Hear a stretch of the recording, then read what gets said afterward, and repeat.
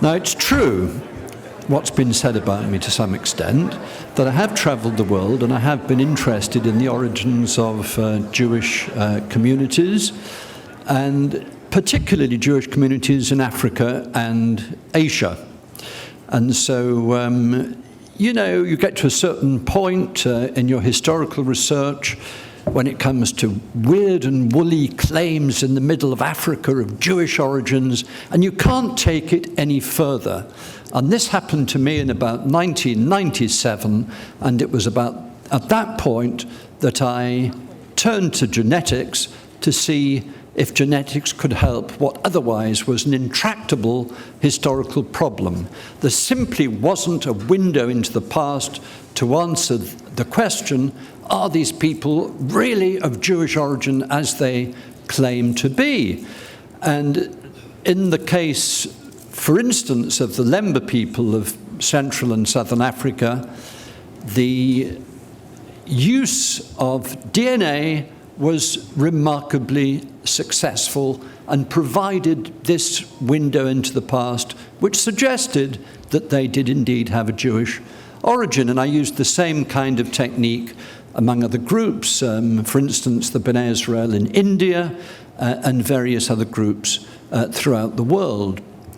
And while I was doing this, I was very aware of the fact that side by side with these groups who've got plausible Jewish antecedents, origins, histories, there were also lots of groups in the world who were claiming to be Jewish, wanting to be Jewish, behaving as if they were Jewish, and who probably weren't.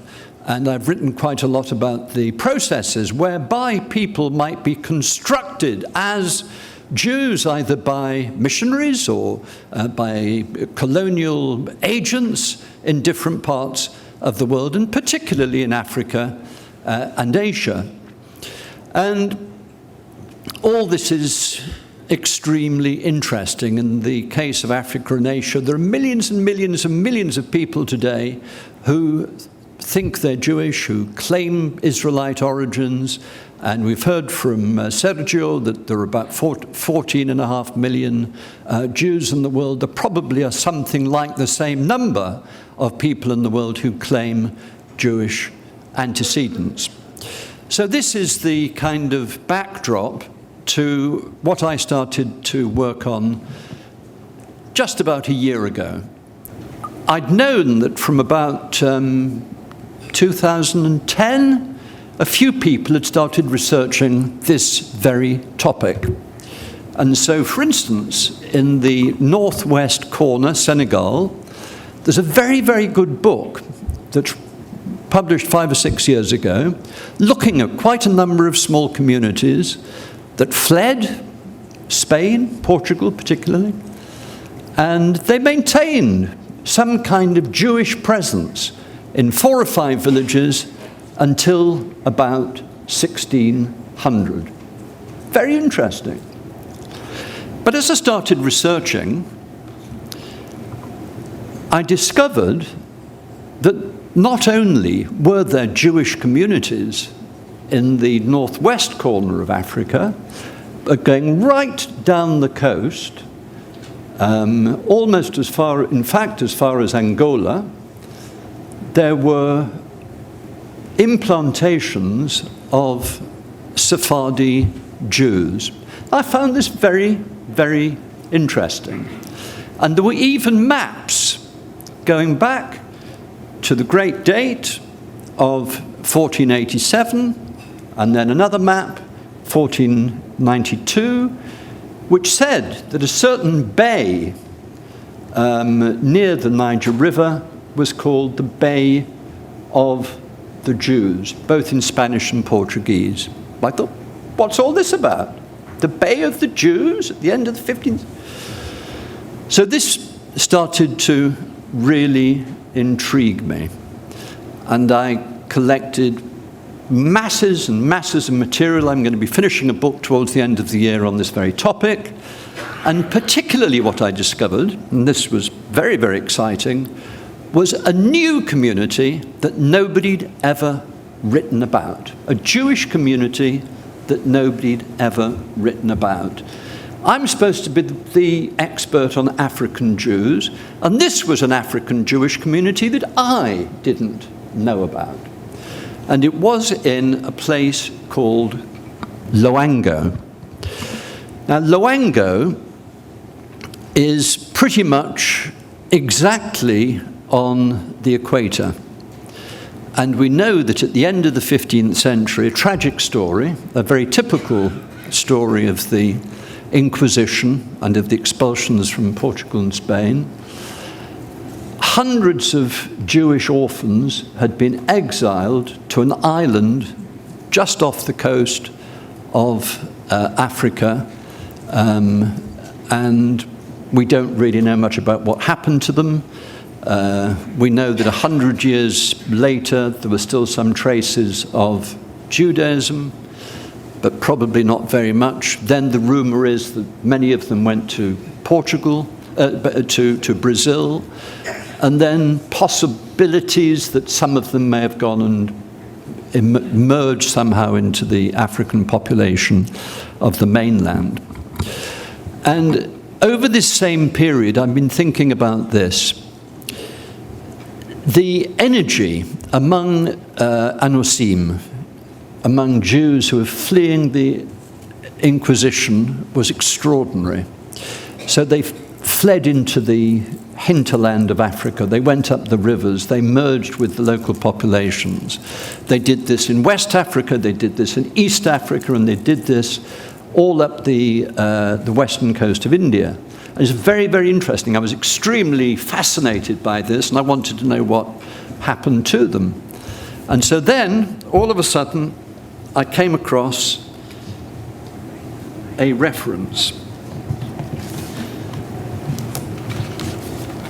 And I don't have any PowerPoints to lose.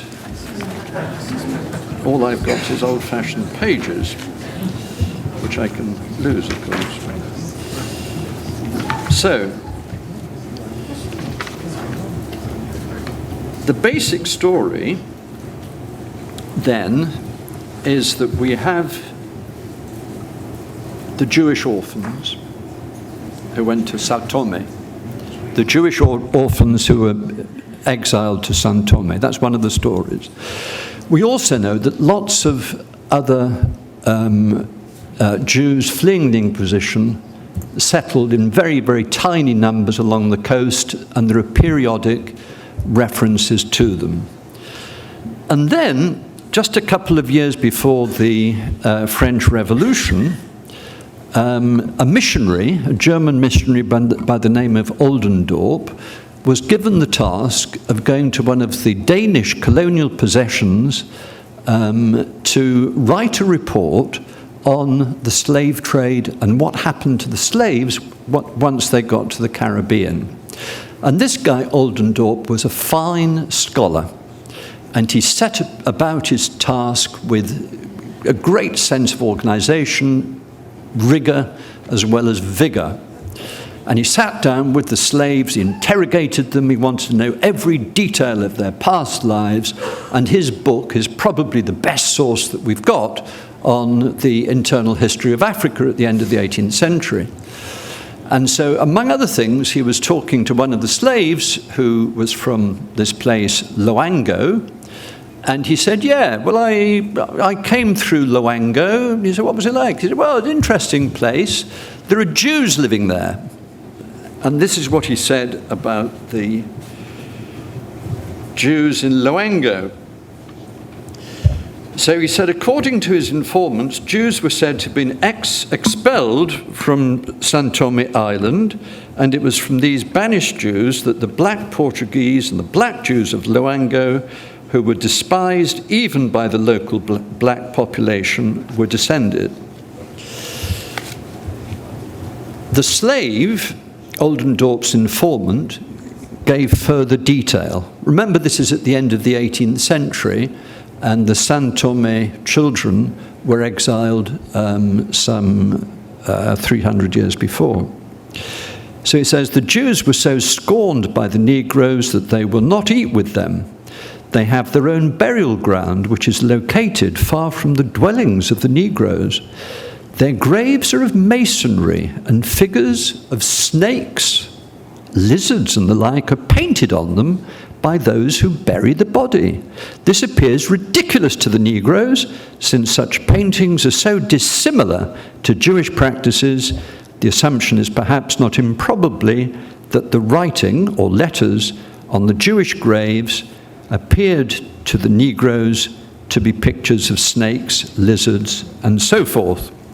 In other words, the idea was, according to Oldendorp, that the writing on the graves was actually Hebrew. The Negroes may have been, I'm using Negroes, of course, this is the term that was used in the writing about them at the time. They may have had some knowledge of Portuguese, but they didn't recognize the Hebrew letters, and so therefore they thought that they were snakes and lizards. Now, when I came across that, I thought it was very, very interesting. There's just about enough detail to be able to say something about this putative community. And so I started digging a little bit deeper. And compared with what I subsequently found, this initial description of an unknown Jewish community was totally without any interest, because the real interest of the matter was what this passage meant to people at the end of the 18th century and for the rest of the 19th century, because this community of black Jews in Loango became a litmus test for the men of the Enlightenment, both in Germany, France, England, at the end of the 18th century, and throughout the 19th century. They were constantly being referred to in the scientific literature that was dealing with a variety of issues, from color to race to disease to sexuality. All kinds of things would come back to the issue of the black Jews of Loango. And the reason that they were of interest, the reason that they got under the skin of the observers at the time, was because they were black Jews, because they were hybrids. How could they be both black and Jewish? You should remember that at the beginning of the 19th century, it simply was not known how color was created. It was thought at the time, for instance, that if you put an Englishman on the equator and left him there for a generation or two, he would turn black. So there was no sense of how color was generated. By the middle of the 19th century, about 1850, for the first time, people started to think that there was maybe such a thing as race. One of the great preoccupations of the 19th century was the divisions between people, right? And the more foreigners came to Europe and the more Europeans were in touch with people from Africa and Asia, the more they were interested in these issues. Now, in many of the discussions of race and the reality of race or the irreality of race, these black Jews of Loango formed a part. All of the discussions over a period of 100 years about race and the origins of race came back to some discussion, big or small, of the black Jews of Loango that nobody in the world has ever heard of. By the beginning of the 20th century, the ideas had somewhat changed. In 1850, there was a very great physical anthropologist by the name of André, who was claiming that the Jews were the purest race in the world, and you only had to look at the Roman or Assyrian reliefs to say, and then to look at the face of any Jew that you might see, to be able to argue that, yes, the Jews haven't changed over 2,000 years. They are the one pure race in the world, and this is a very great and a very admirable thing.